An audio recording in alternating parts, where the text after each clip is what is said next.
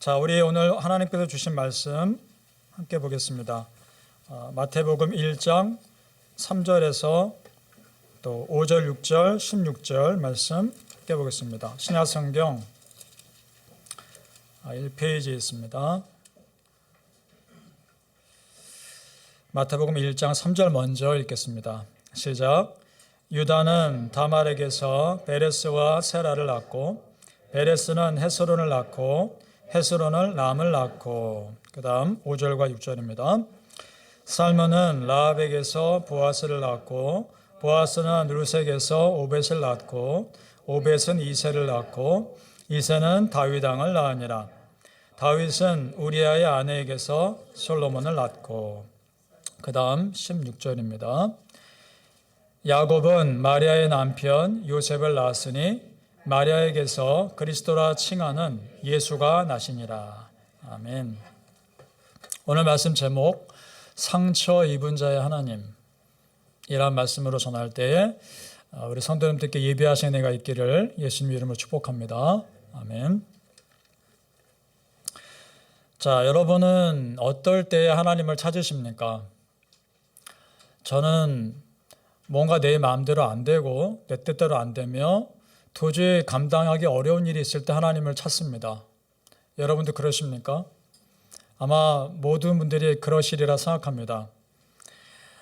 그럴 때 우리의 몸과 마음은 비록 힘들 수 있을지 모르겠지만 만약 그때 우리가 기도할 수 있게 된다면 그때는 영적으로는 참 유익한 시간이라 생각합니다. 왜냐? 그 기도 가운데 나의 부족함을 보게 되고 겸손해질 수 있기 때문입니다. 하나님은 그렇게 자기의 부족함을 인정하며 겸손한 사람을 쓰십니다. 그리고 하나님은 언제나 그런 사람들의 편이셨습니다.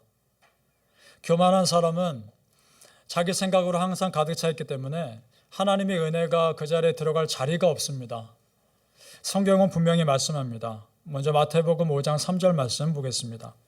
같이 한번 읽어봤으면 좋겠습니다. 심령이 가난한 자는 복이 있나니 천국이 그들의 것이며. 자, 예수님께서 산에서 말씀 전하신 팔복 말씀이죠. 8개의 복이 나오는데 그중에 첫 번째 복입니다. 자, 8개의 복 중에 저 첫 번째 복이 제일 큰 복입니다. 왜냐하면 천국이 그들의 것임이니라 라는 말 속에 다른 복들이 포함되어 있기 때문입니다. 천국을 소유하면 다 가진 것입니다. 자, 심령이 그렇다면 가난한 것이 무엇일까? 천국을 갖고 싶은데 그럼 심령이 가난하다는 것이 조건이라면 심령이 가난하다는 것이 어떤 것일까? 이런 것입니다. 하나님 앞에서 나의 부족함과 연약함을 솔직히 고백하는 사람이 심령이 가난한 사람입니다. 그리고 하나님의 은혜에 항상 갈급한 사람이 심령이 가난한 사람입니다. 그런 사람은요, 어려운 일이 있을 때 그 마음의 공허한 빈자리를 하나님의 은혜로만 채우려 하기 때문에 이미 그 사람은 천국을 소유한 사람입니다. 그리고 그 사람과 관계된 다른 문제는 시간 문제이기 때문입니다. 해결되기까지는. 왜냐? 천국을 이미 소유했으니까요. 바라기는 이 자리에 계신 우리 성도님들 천국을 소유한 믿음의 사람 되시기를 축복합니다.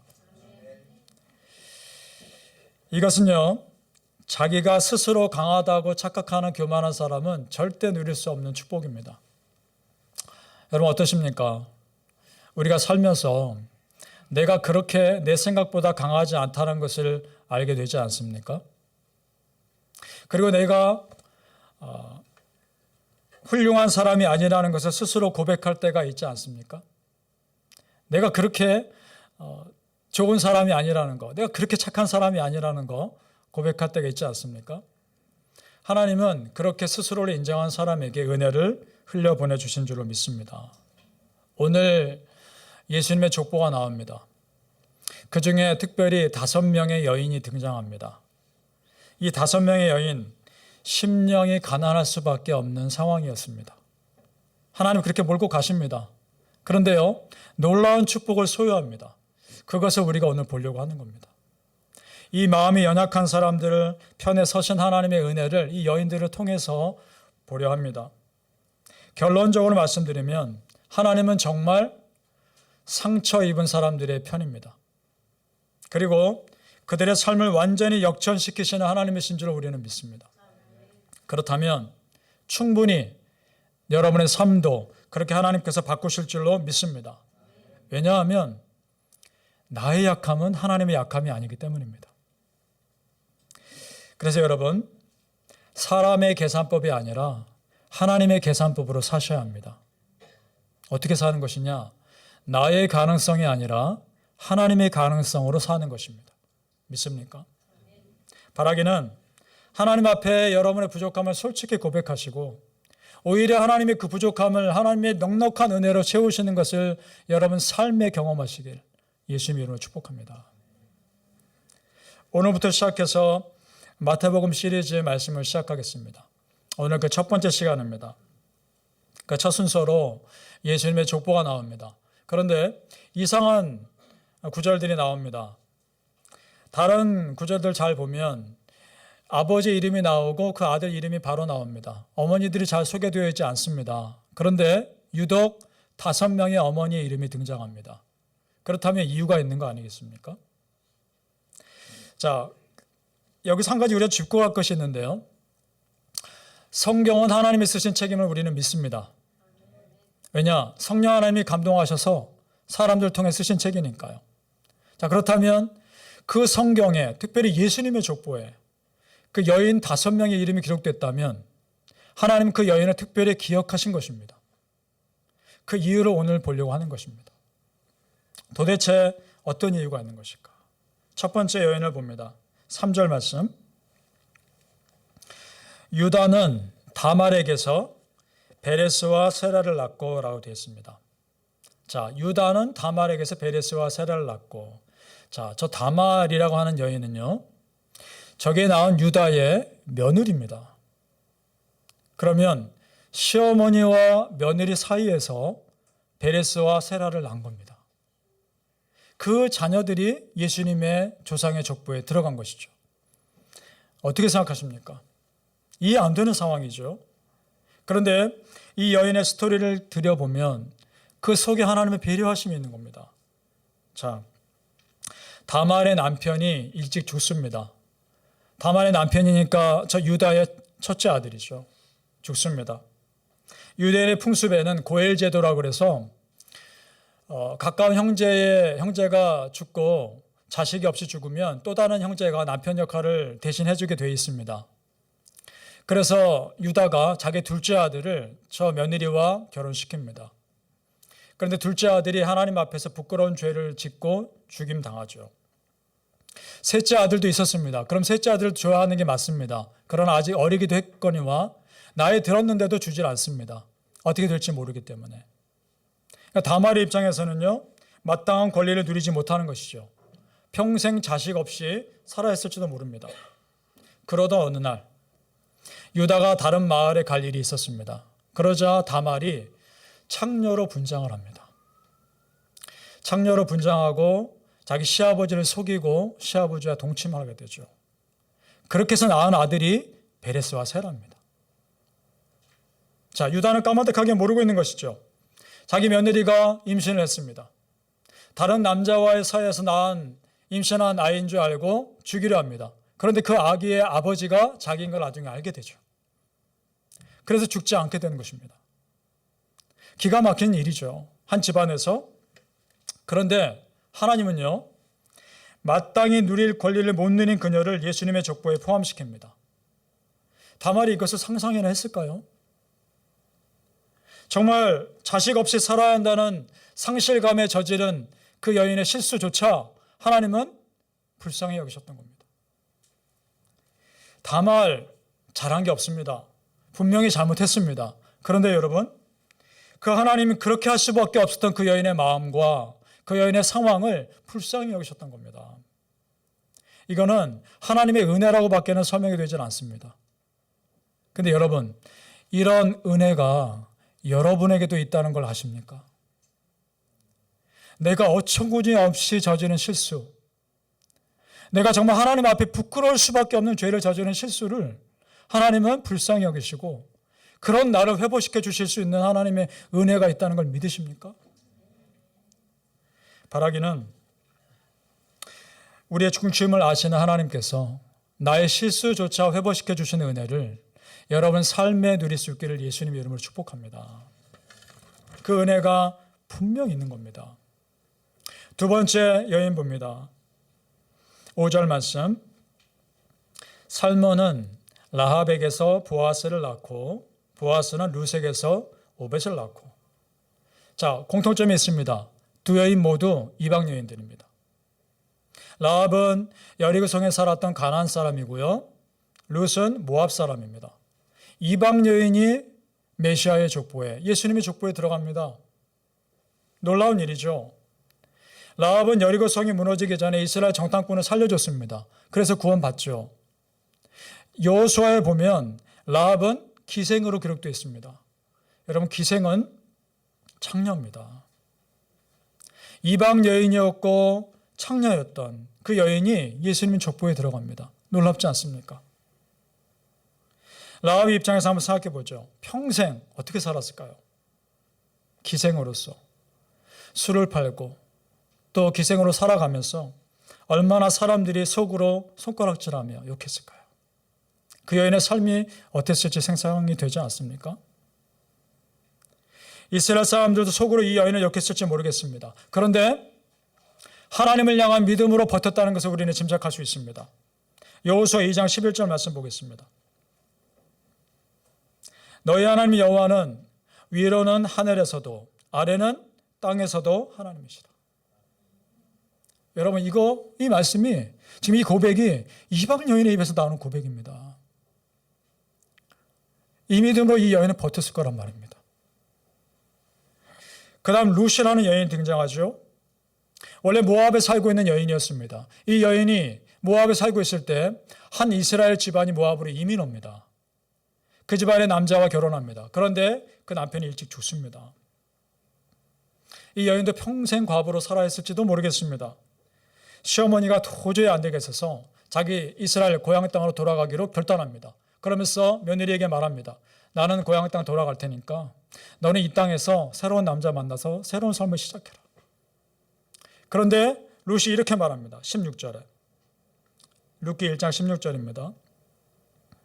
룻이 이르되 내게 어머니를 떠나며 어머니를 따르지 말고 돌아가라 강권하지 마옵소서. 어머니께서 가시는 곳에 나도 가고 어머니께서 머무시는 곳에서 나도 머물겠나이다. 어머니 그렇게 말씀하지 마십시오. 난 어머니 따라갈 겁니다. 아마도 이 룻이 며느리가 시어머니와 좋은 관계였던 것 같습니다. 그 어머니의 믿음을 그대로 본받았다는 것을 어떻게 알 수 있느냐? 그 다음 부분 보십시오.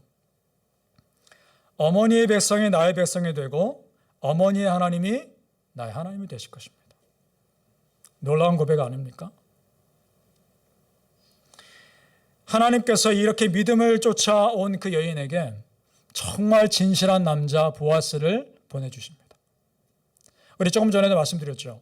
한 형제가 자식 없이 죽으면 또 다른 가까운 형제가 남편의 역할을 대신해야 된다고 말씀드렸습니다. 지금 룻에게 그 남자가 보아스였던 겁니다. 그 보아스에게와 룻 사이에서 낳은 자녀를 봅니다. 5절과 6절.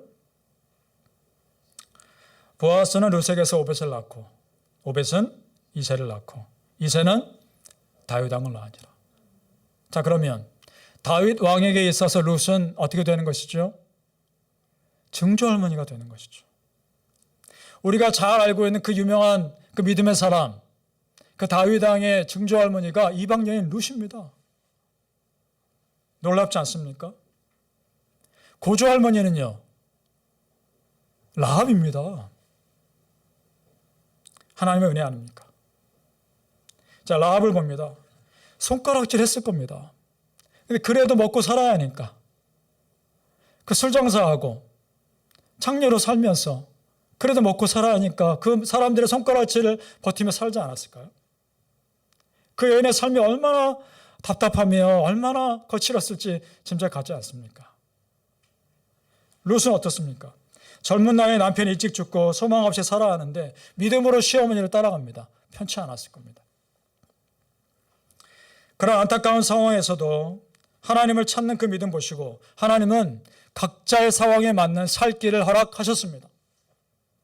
그렇다면 소망 없는 나의 상황이 있다 할지라도 하나님은 나에 맞는 살 길을 허락하실 줄로 믿습니다. 그 아버지 하나님의 마음이 느껴집니까? 상처받은 자를 외면하지 않으신 아버지의 마음이 느껴지십니까? 그 아버지 하나님이 여러분의 아버지십니다. 내 속사정 다 아시는 아버지 하나님께서 나를 비참한 상태로 내버려 두지 않으시고 반드시 회복시켜 주실 것을 믿으시기를 예수님의 이름으로 축복합니다. 그 다음 6절에 보니까 우리아의 아내가 나옵니다. 이새는 다윗 왕을 낳으니라. 다윗은 우리아의 아내에게서 솔로몬을 낳고, 자, 다윗이 어떤 여인과 결혼해서 그 사이에 솔로몬을 낳았는데 다윗의 아내라고 하지 않고 우리아의 아내라고 합니다. 이유가 있는 것이죠. 이 여인의 이름은 밧세바입니다. 왜 밧세바라는 이름이 안 나오고 우리아의 아내라고 나올까요? 이 우리아는 다윗의 부하 장군입니다. 그러니까 우리아 장군이 전쟁터 나가서 싸우고 있는 사이에 그 틈에 다윗은 그 부하 장군의 아내를 빼앗은 겁니다. 기가 막힌 일이 벌어졌죠.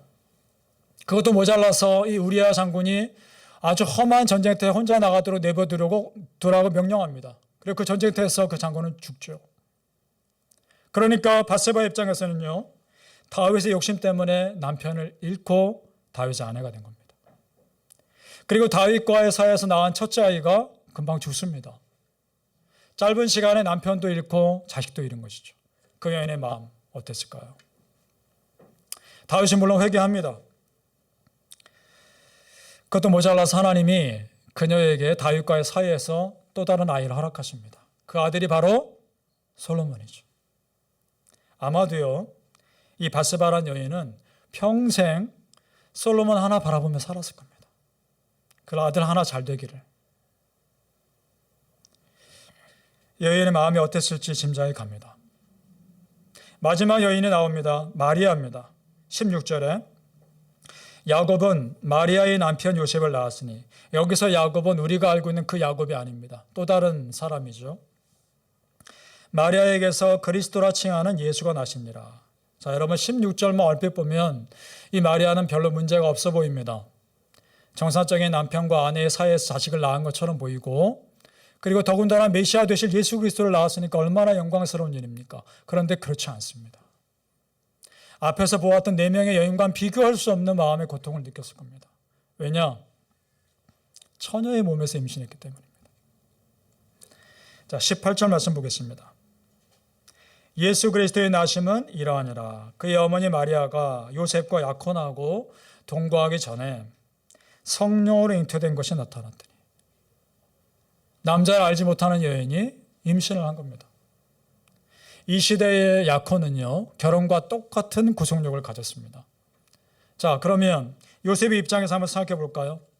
자기 약혼녀가 임신했다는 것, 자기와의 사이도 아닌 전혀 관계가 없는 상태에서 임신했다는 것, 이거 어떻게 받아들여야 할까요? 마리아 입장에서는요, 요셉에게 어떻게 말을 해야 할까요? 처녀의 몸에서 자기가 임신했다는 걸 누가 믿어줄까요? 기가 막힌 일 아닙니까? 아마도 굉장히 오랜 시간 고통하며 눈물로 기도했을 겁니다. 그런데 끝내 마리아는 이걸 받아들입니다. 누가복음에 보니까 마리아의 노래가 나옵니다. 정확히 마리아의 기도입니다. 자, 1장 46절, 47절 먼저 봅니다. 누가복음. 마리아가 이르되 내 영혼이 주를 찬양하며 내 마음이 하나님 내 구주를 기뻐하였으면 이제후로는 만세에 나를 복이 있다 일컬으리로다. 능하신 이가 큰 일을 내게 행하셨으니. 자, 여러분, 지금 이런 기가 막힌 상황을 복으로 받아들이고 하나님이 나에게 큰 일을 행하셨다라고 믿음으로 고백할 수 있기까지 얼마나 많은 시간을 기도했을까요? 얼마나 많은 시간을 눈물로 하나님께 부르짖었을까요? 왜 하나님 내가 이런 고통 겪어야 합니까? 왜 하나님 납니까? 그러지 않았을까요? 그 마리아의 마음이 느껴지십니까? 그 속상함과 답답함 오직 기도로 풀었을 겁니다. 자, 어떻습니까 여러분? 우리 5명의 여인들 어떻습니까? 다 사연이 있지 않습니까? 다 다 마음에 상처가 있지 않습니까? 어느 누구도 평탄한 삶을 산 사람이 없습니다. 죽을 뻔했죠. 남편이 자기보다 일찍 세상을 떠났죠. 남편에게 버림받을지도 몰랐죠. 그런데 여러분, 중요한 것이 있습니다. 그것은 뭐냐? 하나님은 그 여인들을 기억하셨다는 것입니다. 하나님이 기억하셨다는 겁니다. 그리고 그 여인들이 상상할 수 없는 메시아 예수 그리스도의 족보에 그 여인들이 들어갔다는 것입니다. 놀라운 일 아닙니까? 이것이 무엇을 말해줍니까? 상처를 상처로만 남겨두지 않으시고 상처를 완벽하게 은혜로 바꾸실 우리 아버지 하나님, 그 하나님이시라는 겁니다. 믿으십니까? 그 하나님을 찬양합니다. 내 상처를 은혜로 바꾸실 하나님을 신뢰할 수 있게 축복합니다. 바라기는 훗날 우리 하나님 앞에 가기 전에 우리가 우리 후손들에게 다음과 같이 고백하는 말을 했으면 좋겠습니다.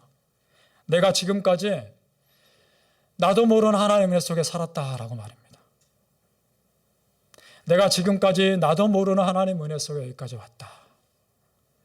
그런 고백할 수 있기를 예수님 이름으로 축복합니다. 자, 이렇게 상처 있고 아픈 사연이 있는 여인들이 예수님 족보에 포함되었다는 것, 무슨 의미일까요? 그렇다면 여러분, 그 후손인 예수님의 관심이 누구에게 있으며 예수님이 어떤 일을 하실 것인지를 보여주는 겁니다. 예수님이 관심 가지는 사람은 힘 있는 자들이 아니라 상처받은 영혼들입니다. 연약한 사람들입니다. 그리고 예수님이 하실 일은 그들을 회복하는 것입니다. 믿으십니까? 그 사람이 납니다. 그 사람이 여러분입니다. 이사야 선지자의 예수님에 대한 예언을 봅니다. 이사야 42장 3절과 61장 3절 말씀, 우리 이 구절들은 같이 읽어봤으면 좋겠습니다. 시작. 상한 갈대를 꺾지 아니하며 꺼져가는 등불을 끄지 아니하고 무릇 시온에서 슬퍼하는 자에게 화관을 주어 그 죄를 대신하며 희락의 기름으로 그 슬픔을 대신하며 찬송의 옷으로 그 근심을 대신하시고. 아멘. 죄 대신 화관을, 슬픔 대신 희락을, 근심 대신 찬송의 옷을 입혀주실 예수 그리스도.